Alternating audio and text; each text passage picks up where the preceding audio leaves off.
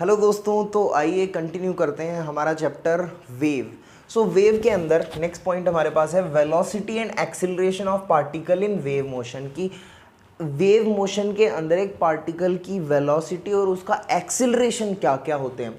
तो सबसे पहले एक चीज़ लिख रहा हूँ मैं, displacement of particle in wave motion. अब डिस्प्लेसमेंट के लिए तो हमें फॉर्मूला पता है कि जब हम डिस्प्लेसमेंट लिखते हैं किसी पार्टिकल का तो वो होता है y equal to a sine omega T minus K X. ठीक है, सो इसको मैंने मान लिया इक्वेशन नंबर 1 है। ठीक है, अब बड़ी बेसिक सी बात है, हम जमाने से पढ़ते आ रहे हैं, मोशन इन स्ट्रेट लाइन से पढ़ते आ रहे हैं कि जब हमें डिस्टेंस को जब हम डिफ्रेंशिएट करते हैं विद रिस्पेक्ट टू टाइम तो हमारे पास वेलोसिटी आ जाती है। तो वेलोसिटी ऑफ पार्टिकल वीपी अगर हमें फाइंड करनी हो तो हम क्या करेंगे, हम यहाँ पर ये जो हमें डिस्प्लेसमेंट दे रखी है इसका डिफ्रेंशिएशन कर लेंगे। बड़ी सीधी सी बात है।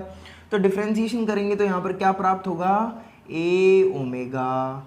साइन का डिफ्रेंशिएशन क्या होता है, cos omega T minus K x. तो ये हमारे पास क्या हो गया, डिफरेंशिएशन का प्रोडक्ट आ गया। ऐसा कुछ डिफरेंशिएशन होगा।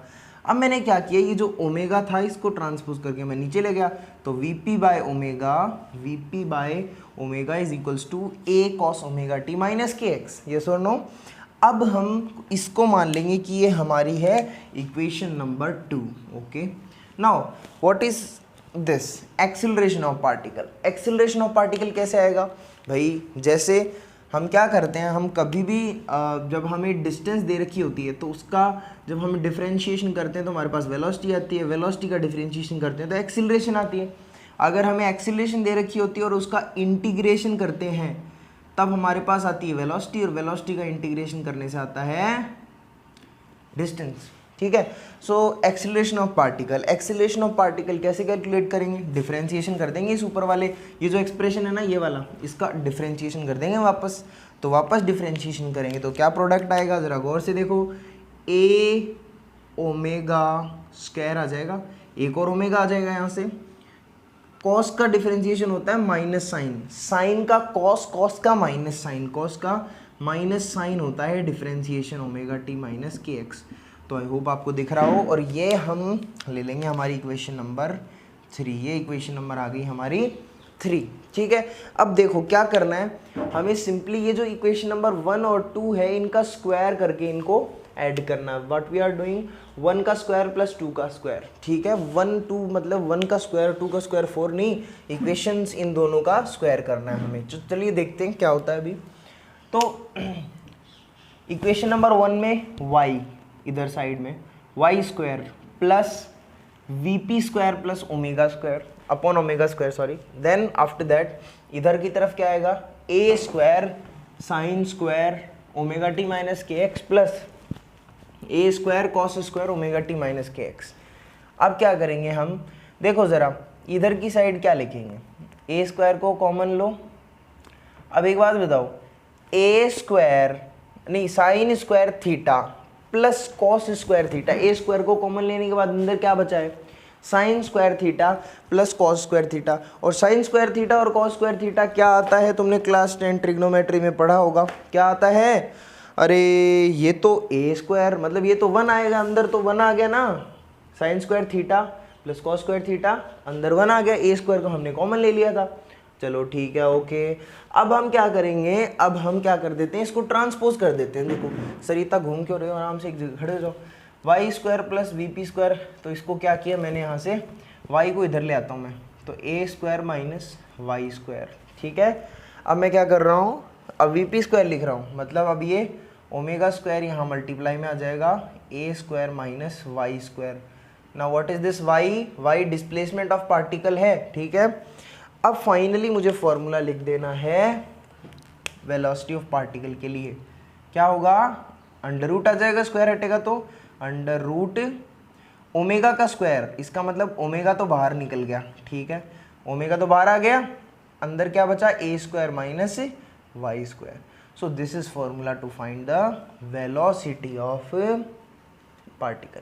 Velocity of particle is equal to omega बाहर आ गया, स्क्वायर था, A square minus Y square. तो क्या है, जोर से बोलो, velocity of particle is equal to omega under root में A square minus Y square, omega under root में A square minus Y square, omega under root में A square minus Y square. Okay ठीक है, बस बढ़िया बात है।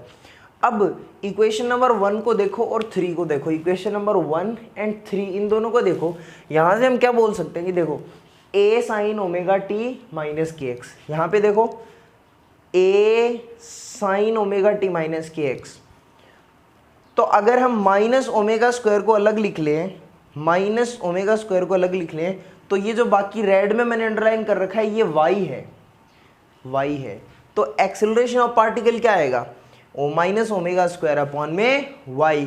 ये दोनों फॉर्मूले बड़े ज़रूरी हैं, आपको ये याद करने हैं। और इनसे भी ज़रूरी, इनके बराबर ज़रूरी एक चीज़ और है जो मैं आपको बताना चाहता हूँ, वो ज़रा गौर से देखें ज़रा गौर से। क्या है सर ये क्या है?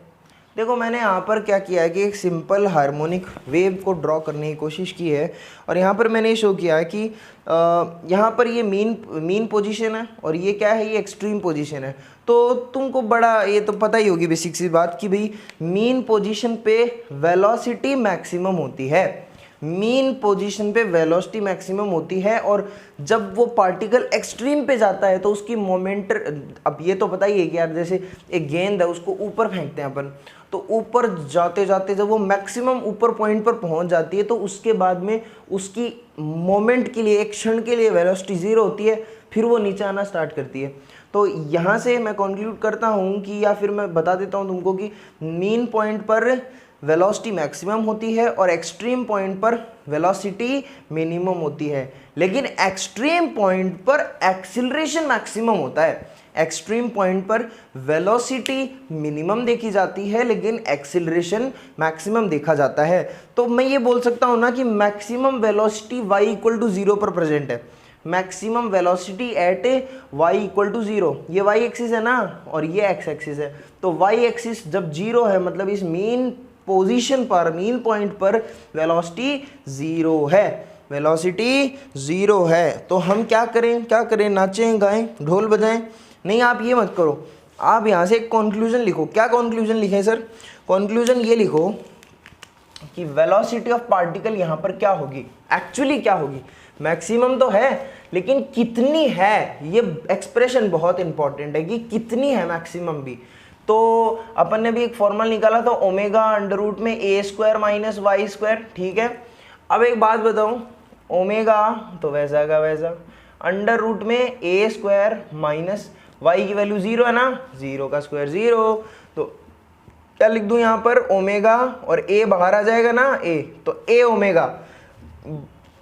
बड़ा इंपॉर्टेंट फॉर्मूला है, याद रखना, बड़ा इंपॉर्टेंट फॉर्मूला, बड़ा इंपॉर्टेंट फॉर्मूला, बहुत जगह काम आएगा कि वेलोसिटी ऑफ पार्टिकल मैक्सिमम कितनी है, maximum velocity of particle is at mean position and it is a omega, it is omega a और a ओमेगा, ठीक है। ऐसे ही करके जब तुम एक्सीलरेशन पे नजर डालोगे और एक्सीलरेशन को मैक्सिमम बताओगे, तो एक बात बताओ, जब भी कोई चीज़ ऐसे मैक्सिमम लिखी जाती है तो उसका डिफरेंशिएशन हम इक्वल टू 0 पुट कर देते हैं। तो इक्वेशन नंबर 3 को जब हम डिफरेंशिएशन करते समय जब 0 के इक्वल पुट करेंगे तो मैक्सिमम एक्सीलरेशन जो आएगा, मैक्सिमम एक्सीलरेशन जो आएगा वो होगा a omega square. It is very important thing आपको याद रखनी है, it is a omega square, it is a omega square. ये जो दोनों फार्मूलाज आई होप दिख रहे हो, मैं चेक कर लेता हूँ, ये जो दोनों फार्मूलाज हैं ये बहुत ही इंपॉर्टेंट है, बहुत ज़्यादा इंपॉर्टेंट है। तो इस सेक्शन में हमने कुल मिलाकर के 4 फार्मूले देखे। एक तो ये था कि velocity of particle is equals to omega under root में a square minus Y square, फिर AP equal to minus omega square Y. फिर हमने 2 फॉर्मूले ये भी देखे कि मैक्सिमम वेलोसिटी कितनी होती है पार्टिकल की, a ओमेगा, और मैक्सिमम एक्सीलरेशन कितना होता है, a ओमेगा स्क्वायर, जो हमने रेस्पेक्टिवली इन्हीं से डिराइव किए। तो चलिए मिलते हैं नेक्स्ट वीडियो में।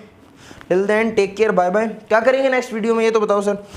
नेक्स्ट वीडियो में हम क्या करेंगे, क्वेश्चन सॉल्व करेंगे। मैं आपको एक इक्वेशन दूंगा और उस इक्वेशन से आपको बहुत सारी चीज़ें निकालनी पड़ेगी। उस इक्वेशन के मैं 13-14 पार्ट बना दूंगा जिसमें आपको अलग अलग चीज़ें निकालनी है, जैसे एम्पलीट्यूड हो गया, एंगुलर फ्रीक्वेंसी हो गई, time period, wave velocity, maximum acceleration, बहुत सारी चीज़ें निकालनी है जिससे हमारे कॉन्सेप्ट्स और अच्छे से क्लियर होंगे। उसके अलावा भी हम बहुत सारे क्वेश्चन सॉल्व करेंगे। तो चलिए मिलते हैं नेक्स्ट वीडियो में। Till then take care, bye bye. Again बार बार बोलता हूँ मैं ये चीज़ें।